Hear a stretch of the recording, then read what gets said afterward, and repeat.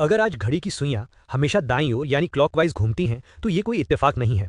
जरा सोचिए, अगर घड़ी ऑस्ट्रेलिया में बनाई गई होती तो शायद आज घड़ी की सुइयां बाईं ओर घूम रही होती।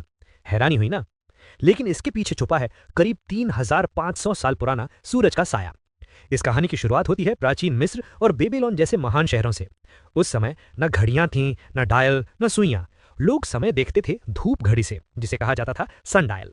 इस धूप घड़ी के बीच में एक सीधी डंडी लगी होती थी, जिसे कहा जाता था नोमोन।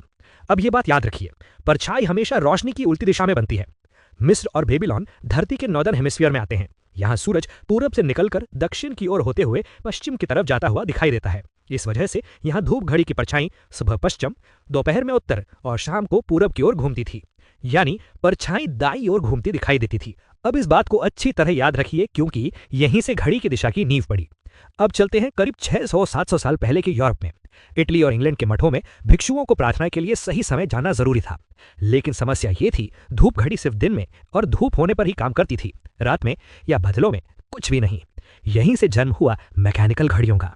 शुरुआत में इन घड़ियों में कोई सुइयां नहीं होती थी, सिर्फ एक घंटी बजती थी। इसी वजह से इसे कहा जाने लगा क्लॉक, जो लैटिन भाषा के शब्द क्लोका से आया है, जिसका मतलब होता है घंटी। लेकिन जब लगभग 1300 ईस्वी के आसपास घड़ियों में डायल और सुइयां जोड़ी गईं, तो एक बड़ा सवाल खड़ा हुआ। सुइयां किस दिशा में घूमेंगी?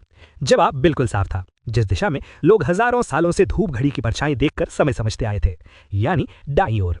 1386 में इंग्लैंड के सेलिसबरी की घड़ी इसका सबसे पुराना पक्का उदाहरण है। लेकिन अब आती है सबसे चौंकाने वाली बात।